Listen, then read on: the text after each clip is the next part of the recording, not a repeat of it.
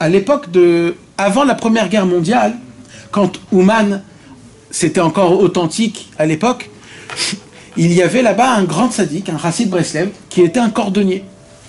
Ce cordonnier-là s'appelait Rabbi Nachum Schuster. Schuster en yiddish, ça veut dire cordonnier. C'était un cordonnier, pachout. Donc tu le voyais dehors, il était habillé en casquette, avec des petites sandales, simples, d'accord? Et ce Rabbi Nachum Schuster, simple comme il était, c'était un... Il avait des grosses mains, là. Ah, c'est pas de lui que je parle. Ça, c'est Rabbi Shmuel Tchetchik. Tchetchik, ça c'est Rabbi Shmuel Tchetchik. Non, alors Schuster, il était à Machari, Il était toujours chez Rabbi Shmuel Tchetchik, ouais. Non, Rabbi Nachum Schuster, non. C'est celui qui a... Rabbi Nachum Schuster, il est niftar à Berditchov. Quand on va chez Rabbi Levi Yitzhak de Berditchov, alors il y a la tombe de Rabbi Levi Yitzhak, mais un tout petit peu plus loin, il y a une tombe qu'on a découvert il n'y a pas longtemps, et c'est Rabbi Nachum Schuster. Rabbi Nachum Schuster, c'était un homme ça, pachout aux yeux du monde. Aux yeux du monde, il avait toujours un tablier sur lui, ça, comme un vrai cordonnier. Un jour, Rabbi Nachum Schuster, comme il avait l'habitude de faire le tikkun chatzot, comme les chassidés de Breslev. Il était assis par terre, il enlevait ses chaussures, et il faisait chatzot, et il pleurait. Et quand il pleurait, il est passé le rave de la ville de Sokolov en Pologne. Très grande ville. À l'époque, Rabbi Mordechai de Sokolov, il devait être l'admour de Radzin, pour que vous puissiez comprendre la grandeur de cet homme-là. Et c'est un homme qui était reconnu. C'était un rave décisionnaire d'Alacha Mamash. La ville de Sokolov, elle était sous son règne. Et un jour, Rabbi Mordechai Sokolov, il marche à Chatzot dans le Shtibler, et il voit Rabbi Nachum Schuster s'asseoir le seul. Ça veut dire, tout le Beth Midrash est rempli, ils étudient tous la Torah, la Gemara, il est les Chatzot, et il y en a un seul, un cordonnier, qui est Breslev, c'est le seul, il s'assoit par terre, pieds nus, et il pleure à Chatzot. Rabbi Mordechai Sokolov, il passe, il lui dit, pourquoi tu pleures? Il voulait voir si... Et Rabbi Nachum Sokolov, c'était pas un imbécile. Il était peut-être simple, mais c'était pas un simplet.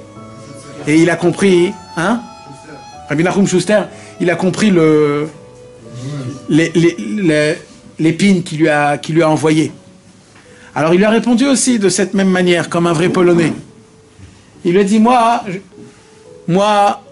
je sais pas pourquoi je pleure.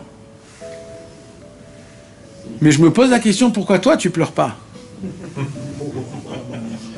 Moi, c'est normal pourquoi je pleure. Je comprends rien dans ma vie, moi.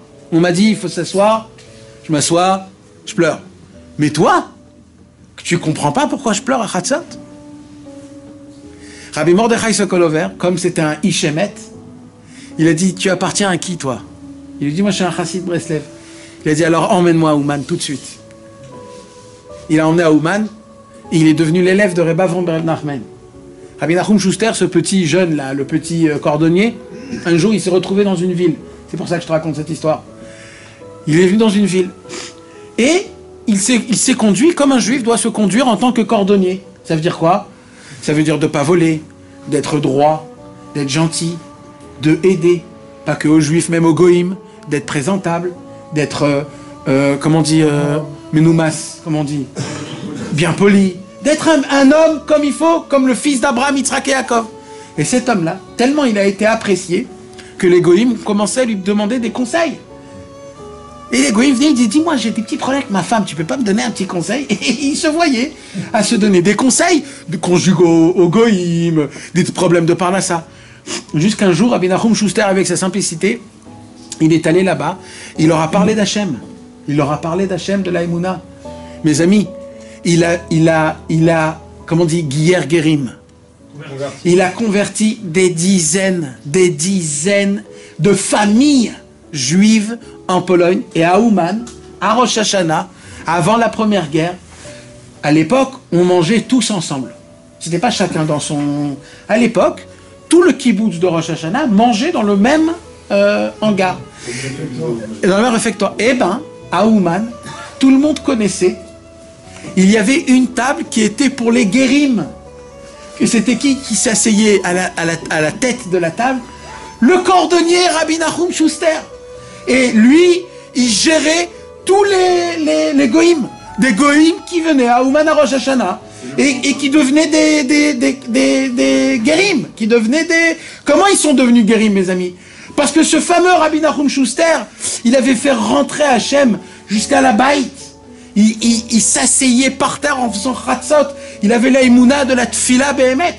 Donc lui, il a agrandi Hachem. On lui a donné d'agrandir Dieu.